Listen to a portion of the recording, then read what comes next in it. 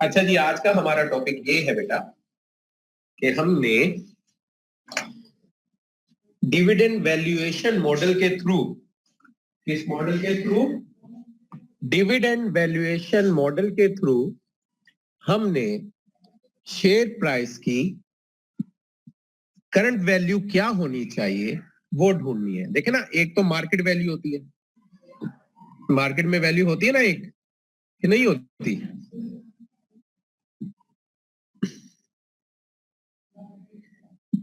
देखिए, share market में cell हो रहा होता कि नहीं हो रहा होता?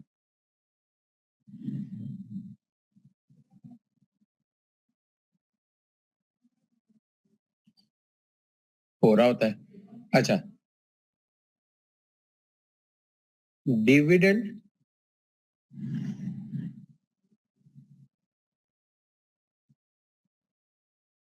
वैल्यूएशन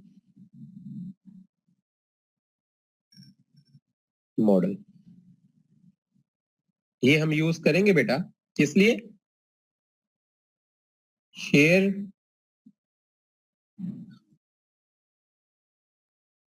की फंडामेंटल वैल्यू फाइंड करने के लिए। अच्छा, फंडामेंटल वैल्यू और मार्केट वैल्यू में फर्क क्या होता है?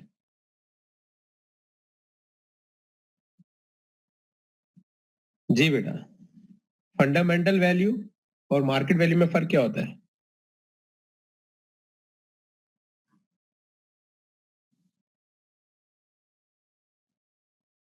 जी बच्चों, कोई फर्क होता है या नहीं, या दोनों एक ही बातें हैं?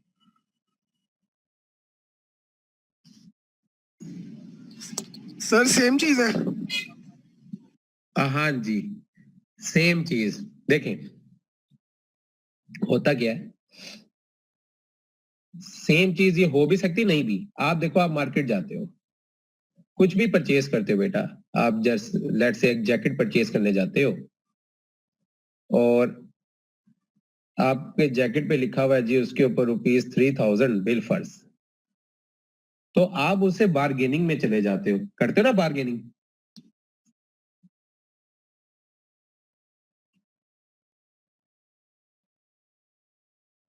नहीं करते बार्गेनिंग? यस सर, करते हैं। करते हैं। तो हम बार्गेनिंग जब करते हैं बेटा, तो लेट से हमारी बात कहीं जाकर बन जाती है उनसे 2400। अब देखिए, मार्केट में तो ये वैल्यू शो हुई, ये 2400 में क्या मतलब हुआ? ये आपकी फंडामेंटल वैल्यू थी कि यार ये इतने का बनता है, इससे ज्यादा का नहीं बनता। ये वो वैल्यू थी जिस पर आप खरीदने को तैयार थे, जिस पर बेचने को तैयार थे। इस कम वैल्यू पर आप तो खरीदने को तैयार थे, इससे कम वैल्यू पर यानी कि 2200 पर, लेकिन वो बेचने को तैयार नहीं हो रहा। वो कहता नहीं, इतने में तो मैं नहीं बेचूंगा। तो फंडामेंटल वैल्यू और मार्केट वैल्यू कभी कभी सेम भी होती, कभी नहीं होती। मिसाल के तौर पे बिल फर्ज आपको कहता कि मैंने 3000 से ₹1 कम में नहीं बेचनी, में से बहस ना करें। होते ना कुछ ऐसे भी, आप सेलर देखे होंगे। जी सर, होते हैं, तो इसका मतलब उस वक्त यह क्या होता है, और आप अगर उसे 3000 कहते हैं यार चल 3000 में ले ले, तो इसके मतलब आपने ये परसीव किया कि इतने की बनती है यार ये चीज। हाँ जी, बाटा वाले जैसे हो गए, सर्विस वाले हो गए, आप वहां बार्गेनिंग नहीं करते। नहीं sir, fix price. Fix price होती है और आप परचेज कर लेते हो, आपको लगता है कि यार ये इतने की है। तो कभी कभी मार्केट वैल्यू फंडामेंटल वैल्यू होती है, कभी कभी मार्केट वैल्यू और फंडामेंटल वैल्यू में फर्क होता है। इसी तरह शेयर प्राइस होती है बेटा। शेयर प्राइस जो मार्केट में आपको नजर आ रही होती है, शेयर प्राइस, एक मिनट मेरे बच्चों, अब हम आगे चलते हैं बच्चों, रेस्ट हमारे उसमें हम चलते हैं। तो हम क्या करते हैं, शेयर प्राइस, अब लेट से एक रुपीज है 60,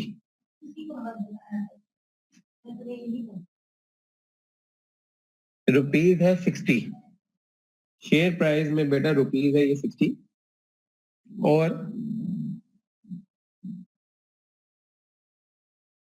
आपको पता है कुछ लोग 60 प्राइस पर इसे परचेज करेंगे, कुछ नहीं कर रहे होंगे, ऐसे ही होगा ना? कुछ को लगता होगा कि यार नहीं, ये 60 ज्यादा है। तो हम क्या करते हैं, हम डिविडेंड वैल्यूएशन मॉडल की मदद से, टाइम वैल्यू ऑफ मनी की मदद से शेयर प्राइस की इस वक्त क्या वैल्यू होनी चाहिए उसको डिटरमिन करते हैं, ठीक है। और उसका तरीकेकार क्या होता है, उसमें तरीकेकार ये होता है, बिल फर्ज एक शेयर है, उसे मैं 1 साल रखना चाहता हूं और मैं 1 साल का ये एनालिसिस के ऊपर डिसीजन लेना चाहता हूं कि इसकी इस वक्त क्या प्राइस होनी चाहिए। फर्ज करें मैंने एस्टिमेट हो जाता है डिविडेंड कि 1 साल बाद ये शेयर मुझे देगा 4 रुपए, ठीक हो गया। 1 साल बाद ये शेयर मुझे देगा, अर्निंग पर शेयर नहीं रजा बच्चे, ये शेयर प्राइस के हवाले से बात हो रही है, अर्निंग के। हाँ, डिविडेंड को एस्टिमेट कैसे करते हैं ये बताना चाह रहे हो रजा? जी सर, जी सर। डिविडेंड एस्टिमेट होता है बेटा ग्रोथ से। अभी मैं थोड़ा सा उसका हिंट देता हूं, ठीक है। ठीक सर। वो ग्रोथ अलग हम कैलकुलेट करते हैं, तो हम उस ग्रोथ की तरफ पास्ट एक्सपीरियंस से भी ग्रोथ को कैलकुलेट किया जा सकता है। अच्छा बेटा, फर्ज करो 1 साल बाद डिविडेंड मुझे मिलेगा 4 रुपए। एक तो मेरा ये कैश इनफ्लो हो जाएगा, एक और कैश इनफ्लो होगा, वो कौन सा होगा? जी बेटा, एक और कैश इनफ्लो होगा, वो कौन सा होगा?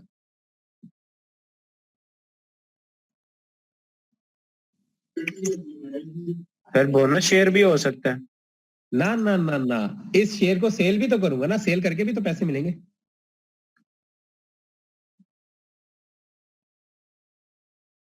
समझ आ गई ये बात?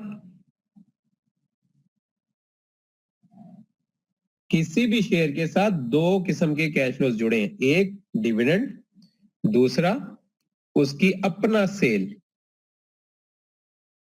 तो अगर बिल फर्ज मैं ये समझता हूं कि जनाब अली डिविडेंड जो मुझे 1 साल बाद 4 रुपए ये दे देगी कंपनी, और मेरा जो शेयर है यानी कि 1 साल बाद P1 प्राइस, 1 साल बाद इसकी जो प्राइस होगी वो 75 होगी, ठीक हो गया।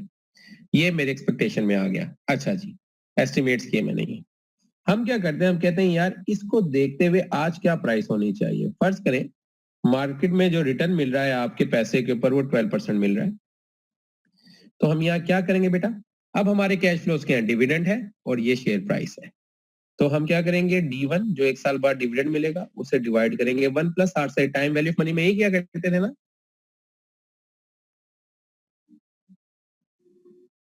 और जो शेयर प्राइस मिलेगी 1 साल बाद उसे भी 1 + 8 से डिवाइड कर दूंगा मैं। तो मेरा डिविडेंड कितना था बेटा, मैंने कहा जी 4 पे मिलेंगे, तो डिवाइड हो जाएगा ये 1 + 12% से, और प्लस P1 प्राइस कितना जी 75, ये भी डिवाइड हो जाएगा 1 + 12% से।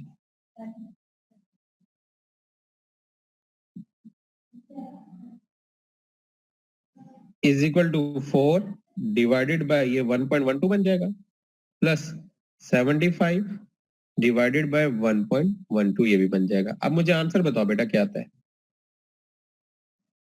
4 डिवाइडेड बाय 1.12 करो तो क्या आंसर आता है बेटे? 3.57।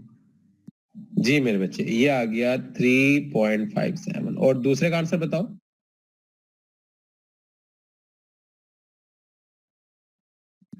66.96। 60 किधर गया, हाँ 66.96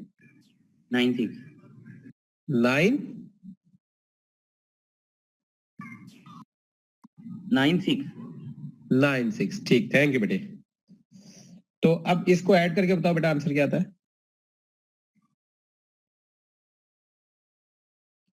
69 और ये 70 पॉइंट समथिंग आएगा।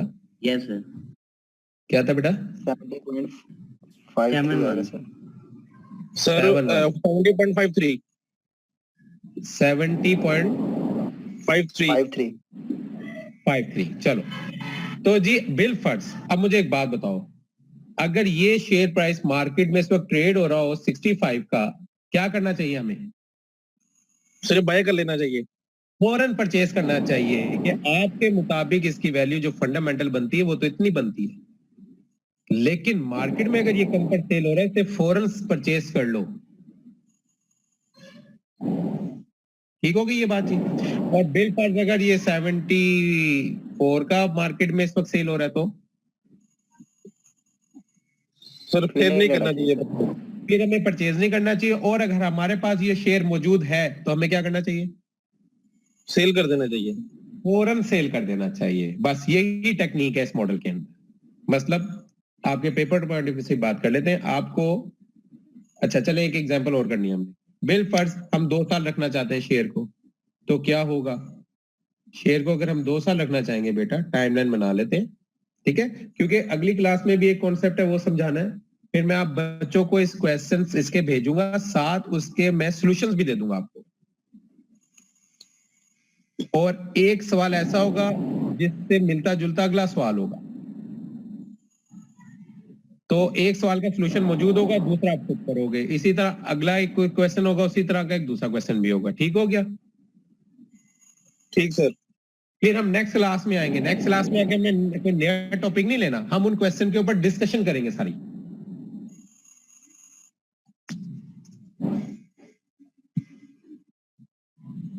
ठीक हो गया बच्चों? ठीक हो गया अच्छा सर। अच्छा बेटा, अब हाँ अब आ जाओ नेक्स्ट में। नेक्स्ट में हमसे कहता है जी कि वो 2 साल के लिए रखना चाहता है, तो 2 साल की कहानी क्या बनेगी? पहले साल आपको एक डिविडेंड मिलेगा बेटा, और दूसरे साल फिर आपको डिविडेंड मिलेगा, प्लस आप शेयर को उस साल सेल भी कर दोगे। ऐसे ही करोगे अगर 2 साल का हो? Yes sir.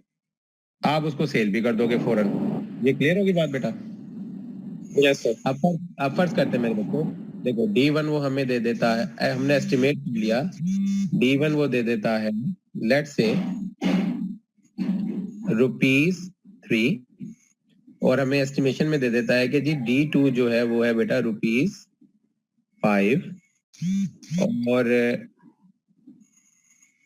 D1 दे देता है ₹3, D2 दे देता है ₹5, और बेटा आपको ये कहता है साथ ही वो आपसे कि आपका जो शेयर उस वक्त सेल हो जाएगा वो लेट से ₹70 का हो जाए। रिक्वायर्ड रेट ऑफ रिटर्न आपका, यानी कि मार्केट इस वक्त 12% आपके पैसे पे आपको रिटर्न देने को तैयार है। तो अब अब आपने इसमें अब आपने क्या ध्यान रखना है? अब हम 2 साल की डिस्काउंटिंग करेंगे।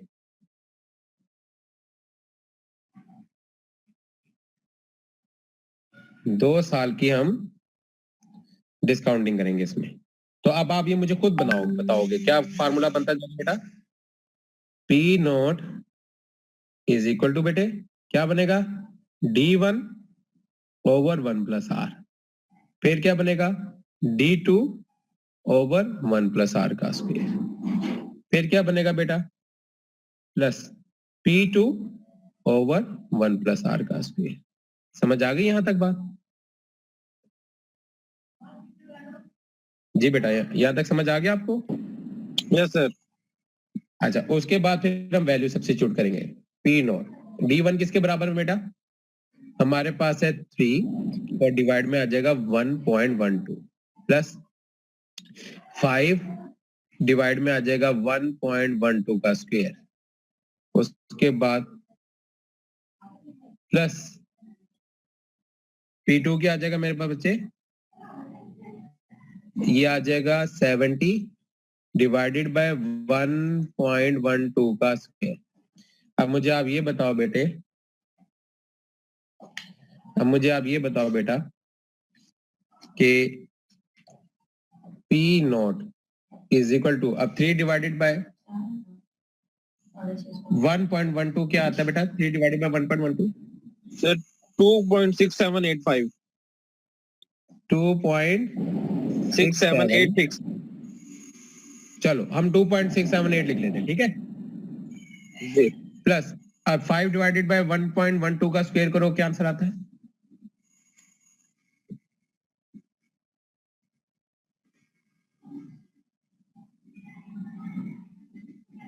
सर ये बना है 3.9859। 3.9 दोबारा बताना बेटा। 9859। बस ठीक है 985 कर लेते हैं चलो। और उसके बाद जो रेस्ट है 70 डिवाइडेड बाय 1 पॉइंट, इसका बताओ।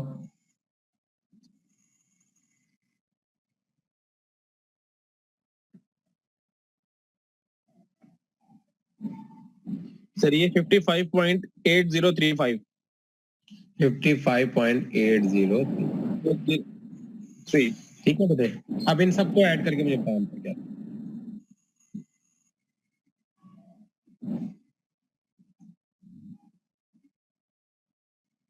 55 और 60 सर ये 62.456. 62.456। 456.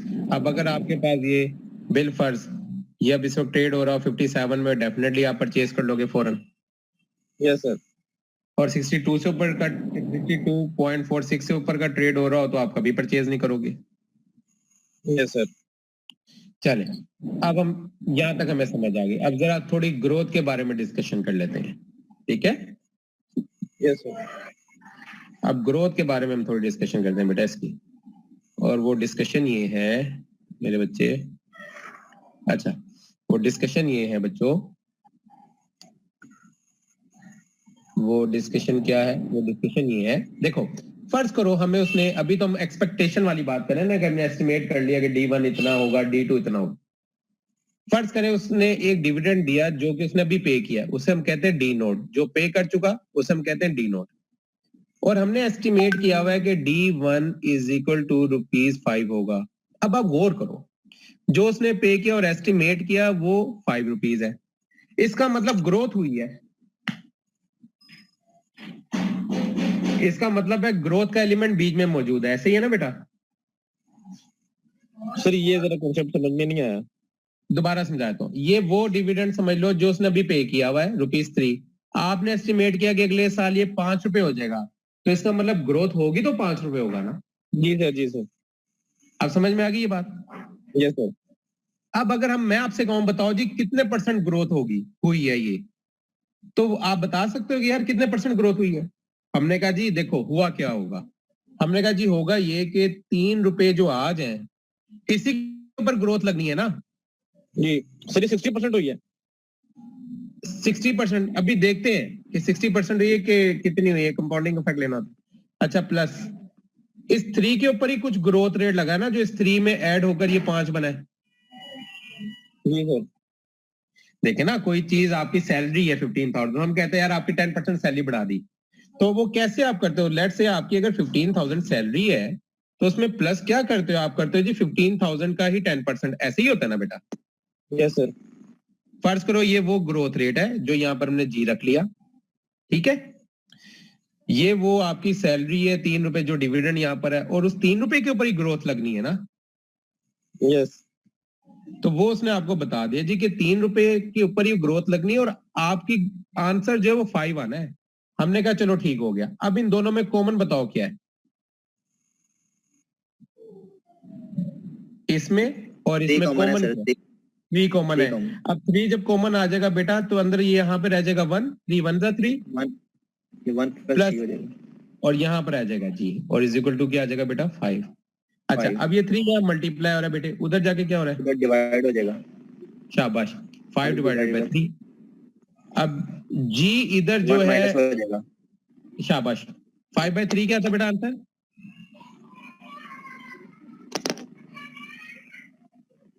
सर 1.66। तो हम 6 7 कर लेते ना, वो 6 6 6 चलता जाएगा। यस जी सर। और ये 1 इधर प्लस हो रहा है तो इधर आगे बेटा माइनस हो जाएगा। तो आंसर क्या है? 0.67।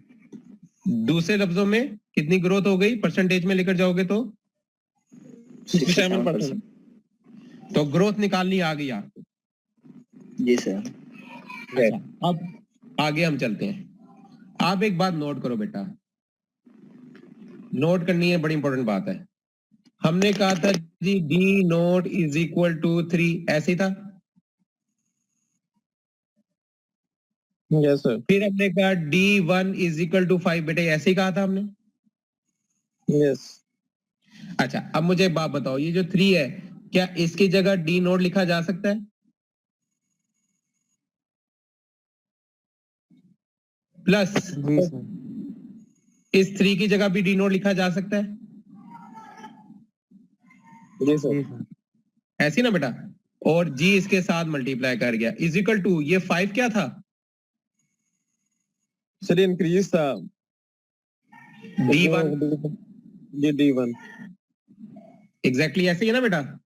यस सर, ये D1 था। अब इन दोनों में कॉमन देखो क्या है, D नोट, अंदर क्या बचा 1 plus g is equal to क्या बन गया D1। D1 अब यहां से कॉन्सेप्ट तैयार हो जाता है हमारा। वो क्या तैयार होता है? वो ये तैयार होता है कि अच्छा अगले साल का अगर डिविडेंड मालूम करना हो तो पिछले साल का जो डिविडेंड हो उसको 1 प्लस ग्रोथ रेट से मल्टीप्लाई कर दो तो अगले साल का डिविडेंड आ जाता है। ऐसे ही है ना? यस सर, देखें कैसे, आप देखें पिछले साल का डिविडेंड क्या था 3, 1 प्लस ग्रोथ रेट क्या था 0.67 is equal to D1।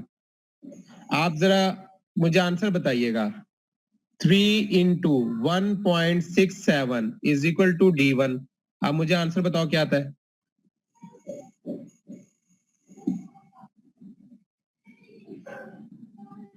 Sir 3.01 3 into 1.67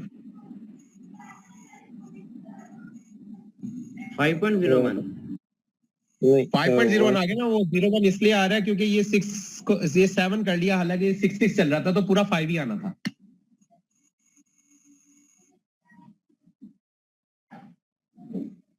ji sir, ठीक हो गया? ये बात समझ में आ गई? ये 5 आ गया।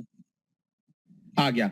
इसका मतलब हमें एक मिथ समझ में आ गई, यहाँ से परसेप्शन आ गई हमारे जहन में, हमारे एक कॉन्सेप्ट समझ में आ गई कि यार अगले साल का डिविडेंड अगर मालूम करना है ना तो पिछले साल के डिविडेंड को 1 प्लस जी से मल्टीप्लाई कर दो तो अगले साल का डिविडेंड आ जाता है। ऐसे ही है? यस सर, शाबाश। अब मैं अगर आपसे कहूं मैंने D2 मालूम करना हो तो फार्मूला क्या होगा? अगर मैं आपसे कहूं मैंने D2 को मालूम करना है, इसके लिए पिछले साल का डिविडेंड होगा D1। तो D1 इंटू 1 प्लस जी कर दो, पिछले साल के डिविडेंड को ग्रोथ से मल्टीप्लाई करो। अगर मैंने D4 मालूम करना हो तो D3 हो जाएगा सर। शाबाश। D3 तो into 1 plus G। Third year का डिविडेंड उस पर ग्रोथ लगेगी। अंडरस्टूड है ना? क्या चौथे साल का डिविडेंड पे तीसरे साल के डिविडेंड पे ग्रोथ लगनी है। अगर मैंने फर्ज करो D50 मालूम करना हो तो D49 D14 49 हो जाएगा सर। ठीक है ना? कॉन्सेप्ट समझ में आ गया, लॉजिक समझ में आ गई यस जी सर, सर। कि देखो ना, अंडरस्टूड हो रहा है कि मैंने अगर 50वें साल का डिविडेंड मालूम करना है तो 49वें साल का डिविडेंड मालूम होगा तो उस पर ग्रोथ लगेगी। जी सर। यस सर, तो ये अंडरस्टूड हो गया कॉन्सेप्ट। अब हम इसकी थोड़ी प्रैक्टिस करते हैं। सर ये क्वेश्चन में ग्रोथ रेट दिया होगा? हाँ, मैं क्वेश्चन में ग्रोथ रेट आपको दूंगा, खुद दूंगा। ठीक हो गया, ठीक है। ऑनलाइन क्लास है ना बेटा, वरना ये आपको मैंने इस तरह ऑन टिप्स करवा देना था कि आप आगे लोग को समझा सको यार एक्चुअली में ये हो रहा है। तो सर हम भी फिर इन्वेस्टमेंट कर सकते हैं शेयर्स में, हमें भी पता होता है फ्यूचर हमारे शेयर्स का। वो खाली शेयर नहीं, मैं आपको हर जगह इन्वेस्टमेंट का तरीका बता देता, प्रॉपर्टी में बता देता, प्रॉपर्टी में मैं खुद भी इन्वेस्टमेंट करता हूँ।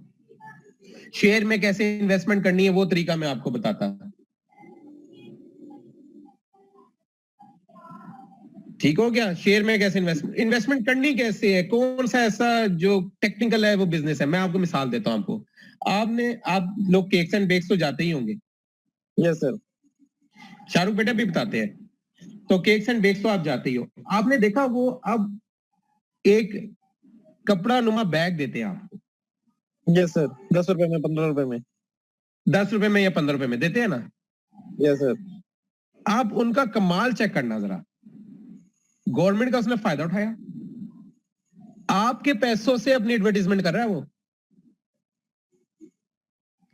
ऐसे ही है सर, कमाल उसकी देखा है? एडवर्टाइजमेंट के पैसे हम दे रहे हैं। यस सर, फिर आप देखो गवर्नमेंट जो है या बंदू खान वगैरह जो है, ये जो आपके एग्स होते हैं उसमें देसी अंडे होते हैं, दूसरे अंडे होते हैं, वो दर्जन के हिसाब से देते हैं। यस, और वो दर्जन सस्ता रखते हैं आपको आम जनरल स्टोर से। ऐसे ही है। क्यों रखते हैं? वो ये उनकी मिथ होती है पीछे, जो आएगा हमारे पास अंडे लेने उसके साथ वो डबल रोटी भी खरीदेगा। उसके साथ और Yes, sir, कुछ ऐसे ही है। आइटम्स को भी वो लाजमी खरीदेगा। एक मर्तबा उसे लाओ तो सही अंदर, वो बाकी आइटम्स से मार्जिन पूरा करते हैं। Yes. तो अब ये मैं सारी सेंस सिखाता आपको। देखो मार्केटिंग हो, बिजनेस है क्या, बिजनेस करने का तरीकेकार क्या है। इस वक्त मैं आपकी जगह जो हूं ना, अगर मेरे पास, मैं क्योंकि एक बिजनेस में ऑलरेडी इन्वॉल्व हूँ, तो मैं, मेरे जहन में पता क्या सोच आती है, मेरे जहन में आती है यार ये जो कपड़े का जो है इसकी कॉस्ट तो पता करो, ये बनता कितने में है अगर हम इसकी मशीनरी परचेज करें। तो उसके बेनिफिट्स को मैं कैलकुलेट कर लेता हूँ, उसकी प्रेजेंट वैल्यू को मैं कैलकुलेट कर जाता हूँ। तो ये बनते कितने में है, क्योंकि मैंने प्रोजेक्ट हमेशा प्रैक्टिकली दिया लोगों को, क्योंकि मैंने प्रैक्टिकली कंसल्टेंसी की हुई है बेटे, फिजिबिलिटी रिपोर्ट्स बनाई हुई है। तो मेरी कोशिश फिर क्या होती है आप लोगों के साथ, मेरी कोशिश आप बच्चों के साथ यही होती है हमेशा कि आपको प्रैक्टिकल एक्सपोजर देते हैं, जो कि मैं हमेशा देता हूँ।